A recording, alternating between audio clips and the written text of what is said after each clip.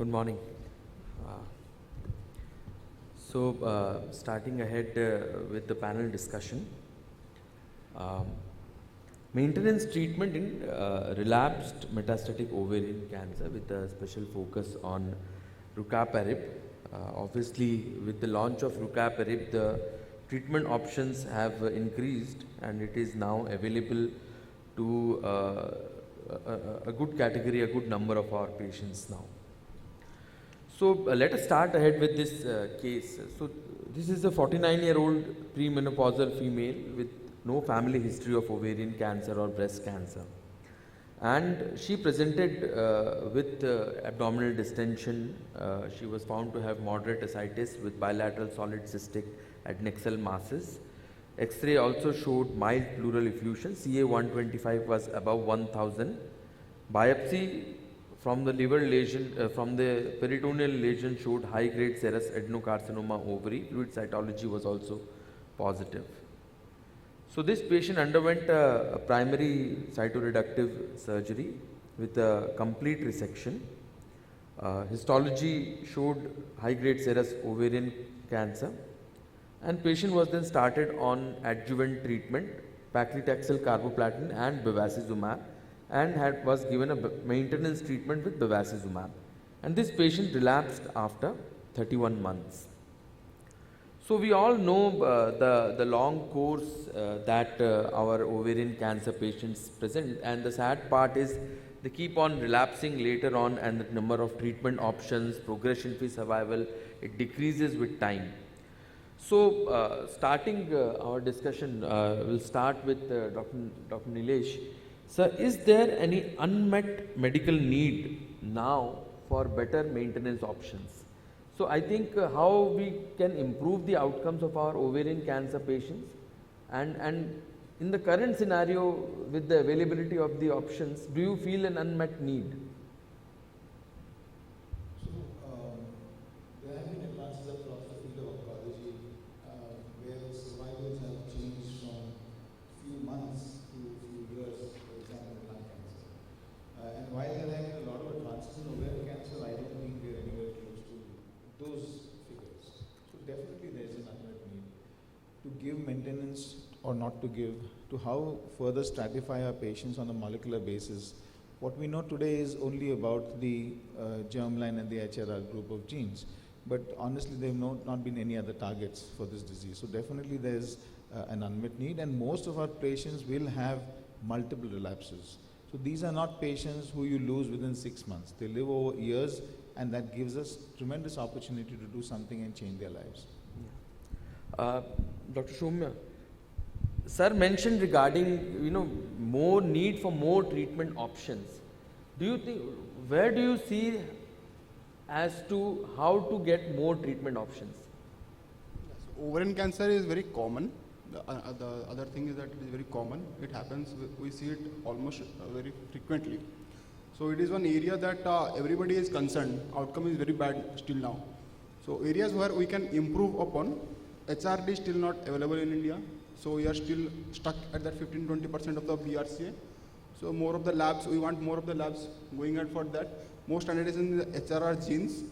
Beyond HRR also we have to look into the other factors.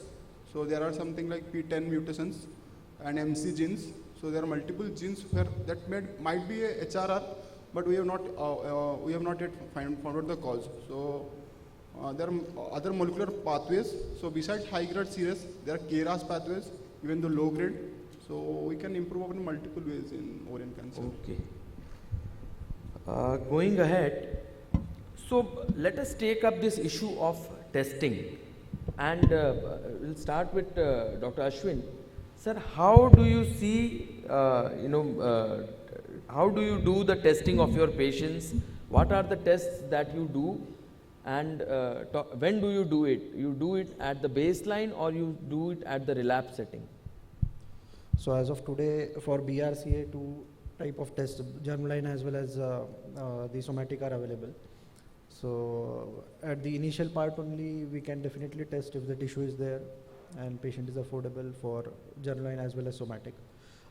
In case of relapse setting, I would definitely initially do the germline testing As in many cases, we have found that somatic testing tumor tissue, there are quite of issues or testing implications during the tumor testing. So in a relapse setting, I would do germline testing followed by tumor testing rather than doing tumor testing. And in initial phase, I would go for tumor testing directly. But Okay. these days, with the data what we have of maintenance PARP inhibitors, I would do it at initial phase only rather than in relapse. So you want to do test at baseline only. Chandrakant, what do you see in your practice? Ideally, what would you want to do in your patient at baseline? So, I would like to do in all advanced ovarian cancers only, not for early stage. I would like to do on the first biopsy sample itself, and to come in the order of priority, I would like to do HRD testing for all my patients on the on the baseline biopsy sample, and my first preference is the myriad gene assay. If that is not feasible, then Foundation 1 HRD. If that is not feasible, somatic BRCA or the tissue BRCA. If that is not feasible, then germline BRCA. So these are the order of preferences for my testing. I would score myriad my genome over the Foundation 1, in that the myriad my genome looks not into the cause, it looks into the effect on the on the cells. So it consists of not only the BRCA 1, 2 or not just genes, but it also has a scoring that has loss of heterozygosity, large scale transitions, telomeric instability. These all three are covered only in myriad. So for all my patients, if there is feasibility, I will do HRD by myriad in all patients. If that is not feasible, my second priority will be Foundation 1, but that won't cover large scale state transition in many of the patients. So that is my second priority. And third priority is somatic BRCA, and last priority is germline BRCA in my practice. Okay, Dr. Shruti, I mean, there has been a debate about, on this topic of what first, germline, and then you test it on the tissue, or you test it on the tissue and then you do the germline. And then there are people who would say that I would do germline on everyone. I mean, what is, your implications? You see these tests as implications on genetic counseling and the diagnosing the family, or you see it first on the patient management lines? So first is patient management lines. So whenever that is the reason behind getting the test done, so I start with tumor testing. So like Chandrakant said, you do the HRR first, and after, if it is positive, then I would offer a germline testing after pre-germline counseling and all. So supposing there is a patient who is not a candidate for first line maintenance with PARP inhibitors, at that time I would offer germline testing after counseling the patient that, despite no family history, there is still a possibility. So that is then on the patient whether that person wants to get it done or not. But for everyone, I would offer tumor testing. Okay, Dr. Srinath and Dr. Jayan. Dr. Jayant, you presented regarding the PARP inhibitor maintenance on the first day. It was a wonderful presentation. In your practice, sir, how do you see it regarding the testing? How do you go about? You agree that all patients should go for somatic testing, or how do you select your patients for somatic versus germline? So as you rightly said, what is the aim of the test is important.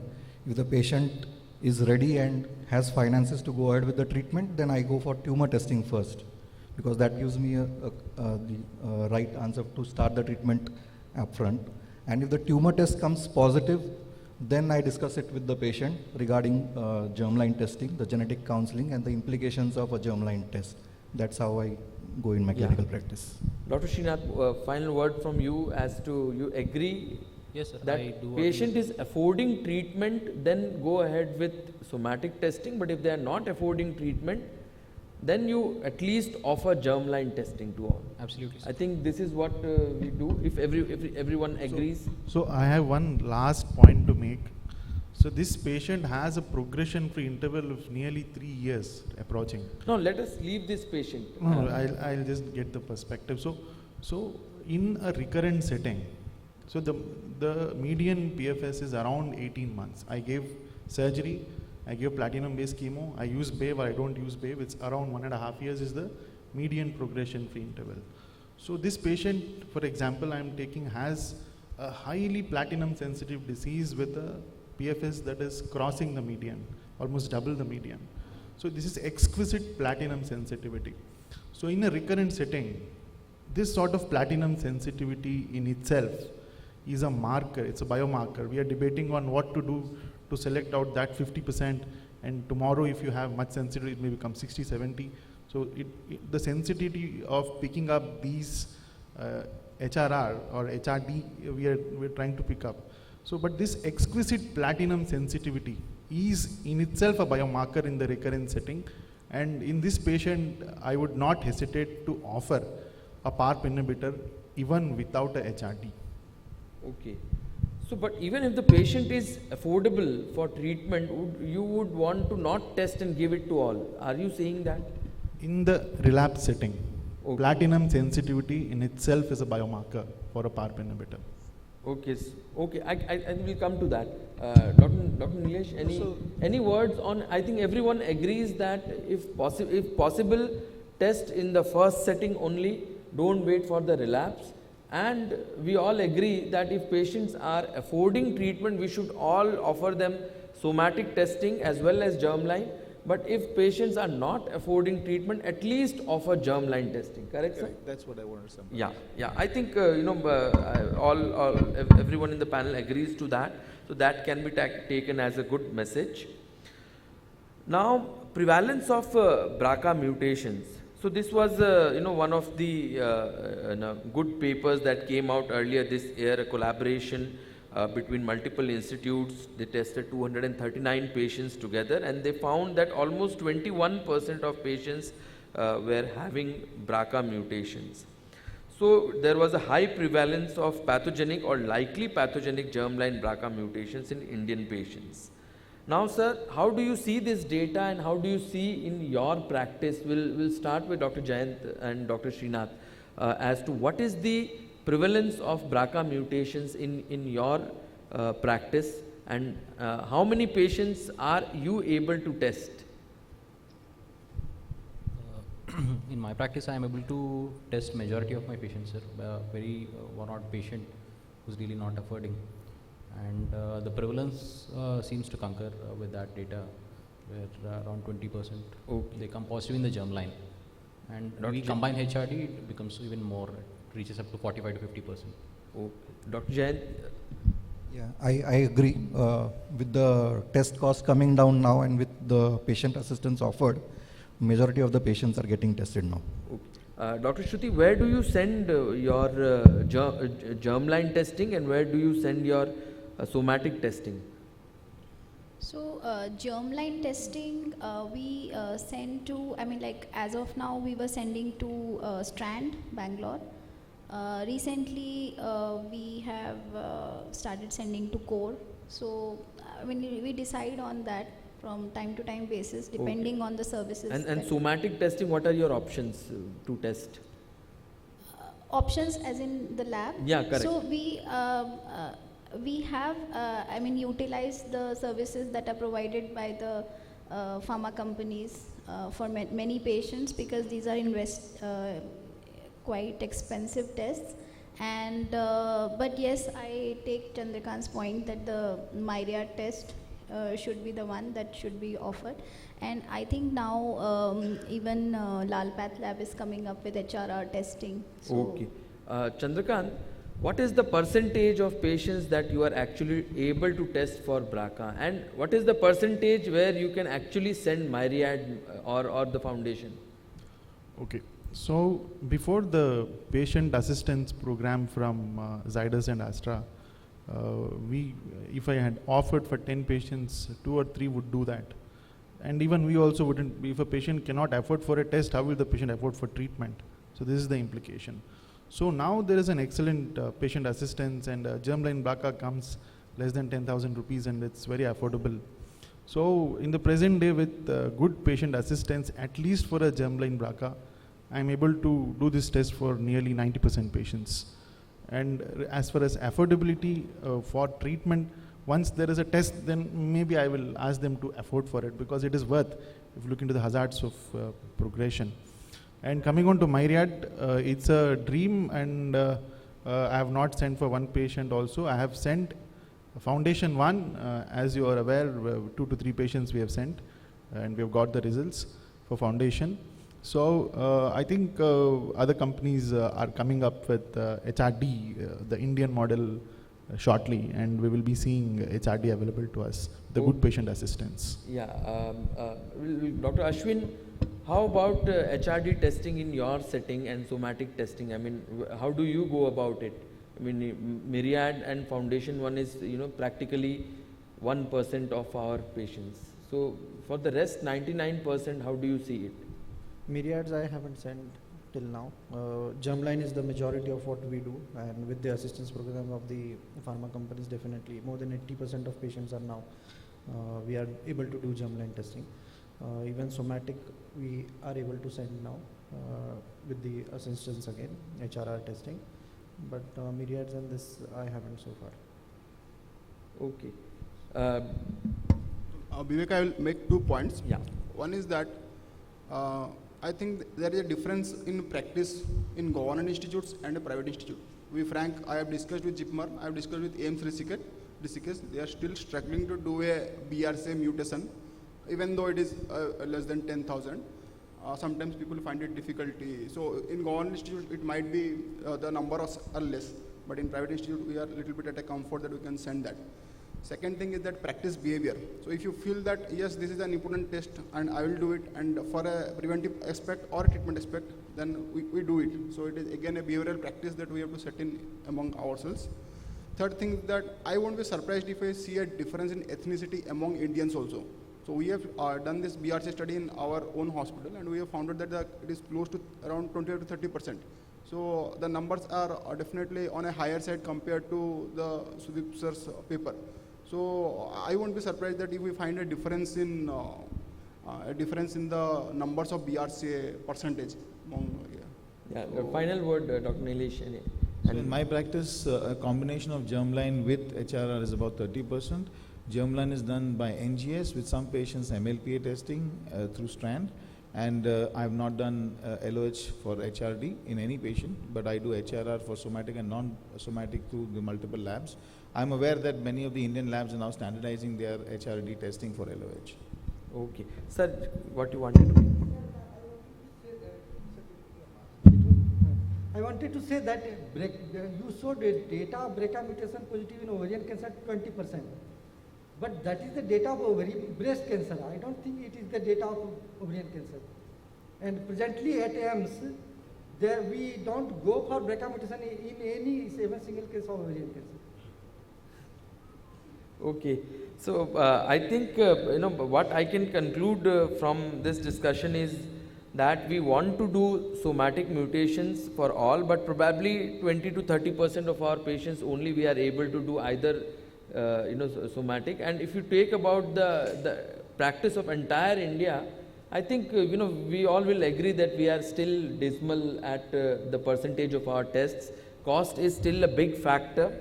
And just as Chandrakant was mentioning, that there is a possibility of looking at this aspect of looking the platinum sensitivity just as a biomarker rather than the test. But again, we have to be very, very cautious with that approach. HRR gene and HRD are again not interchangeable. Correct. We should be very careful about that. So you just mentioned, Vivek, we should be cautious in using platinum sensitivity as a biomarker. So we have been using bevacizumab maintenance in baseline, platinum sensitive recurrence and platinum refractory recurrence with a hazard ratio of 0.8. And here, platinum sensitivity as a biomarker, we have a hazard ratio of 0.3 to 0.4. So why not use it in clinical practice? Keeping platinum sensitivity in itself as a biomarker. No, no, correct. I get your point. So we all know the Ariel 3 data of rucaparib as a second line maintenance in platinum sensitive recurrent ovarian cancer. The primary endpoint was PFS, and it was met in all the patients in the BRCA mutant group, in the HRD group, as well as in the intention to treat population. And the hazard was 0.36 in the intention to treat population. And even in the BICR SS, progression free survival was also concurrent. So platinum sensitivity as a surrogate to HRD, I think this is what Chandrakant was saying. And I mean, how do you see it in the second line maintenance setting? So we'll start with Dr. Jayant itself. Sir, tomorrow your patient is there who has responded to first line platinum with, after 2 or 3 cycles having a partial response in the recurrent setting, platinum sensitive. Now looking at that and doing no test, are you comfortable starting your patient on a PARP inhibitor maintenance, and what is your choice of treatment? So in a recurrent setting, a platinum response is a clinical biomarker to start a PARP inhibitor. There you don't need a BRCA mutation or a HRD positivity. All the trials have shown that, and the approvals are also on the same lines. So if a patient has a relapse response to a platinum-based chemotherapy, she is a candidate for a PARP inhibitor as a maintenance. And which PARP inhibitor will you choose, sir, in your practice? Now we have 2 options, olaparib and rucaparib, so either of the 2. But which is your preferred option? As of now, rucaparib was not available, so I have used olaparib in this setting as of now. Okay, and Monday morning, what do you see about rucaparib? So rucaparib scores above olaparib only in the cost factor now. So rucaparib is cheaper, so maybe that would be an option. Okay, for Dr. olaparib. Srinath, so you have not done a test, and do you want to test and then start PARP inhibitor, or you would start PARP inhibitor in your practice? I do tend to start PARP inhibitor, sir, but I also test it. I'll not wait for the test. Okay, okay. Shruti, suppose you do the test and the test is HRD negative. Now you have this data where the benefit is seen in the entire intention to treat population. Now would you start your patient on PARP inhibitor, or would you continue chemotherapy? So, like Chandrakant said, that is exactly why you don't want to do the testing if the patient is platinum sensitive, because this should not happen. Patient is platinum sensitive and you are getting an HRD negative report, because it is a biomarker. I mean, like 50% of your patients will be having that report. How can you say that? so if the patient is platinum sensitive, see, you don't want to confuse the patient. Okay. You are saying I to think we are all confusing the audience. So Chandrakant, you do the test, patient is HRD negative. Now what do you want to do? You want to continue chemotherapy, or you want to start PARP inhibitor? So well, if there is platinum sensitivity, like this patient had long platinum free interval. No, you leave aside this And I patient. had a partial response and a near complete response. I got a HRD negative. I would repeat the test. Okay. Because the chance of this patient having HRD negative is very unlikely. No, And leave if- aside this patient. And if I have started I would start the patient, I have started on PARP inhibitor maintenance. I got HRD negative. I won't stop PARP inhibitor. I would continue PARP inhibitor until progression. exactly and Okay, that is a fair approach. I think Dr. Ashwin, what will be your So, strategy? I Platinum would sensitive give, recurrent I would give a ovarian trial cancer. of rucaparib. You would? I would give a trial of rucaparib. You will start rucaparib, Yes, irrespective of even the if it is BRCA HRD status negative. or the HRD HRD status. negative, yes. What is your option? No, I think it cannot be taken as a biomarker. We have got approvals, we have got DCJ, and and it is a drug which doesn't have any side effect. It's not like that. It has got its own side effect, and you can have a MDS or AML also. And tomorrow, suppose he develops that and they challenge you, then you might land up in a soup. So I don't take that platinum sensitivity. So testicular tumor has isochromosome 12 platinum sensitive, lung cancer has got ERCC platinum sensitive, and ovary cancer has got HRD. But that is not the all toto that this is the definition of platinum sensitivity. So we must be very careful from, that is my personal opinion, we must be very careful while using the drug. And we have got that HRD or again you have got rucaparib, then HRR, LOH, so maybe some component type of thing, but I would stick to Yeah, the Dr. Nilesh, I approvals. think final word from you. So platinum sensitive. Giving PARP inhibitor, irrespective of HRD. No, I'm not in favor of that. You are not in favor. So I think we have a mixed opinion, and few of the panelists do agree that platinum sensitivity can be taken as a biomarker and all patients may be started. Few patients may see that test may not be done and just started, but again few slides ago we were debating how to increase the test, but I think we are all confused in this matter. But something that we do all agree is that BRCA positivity, of course there is no doubt.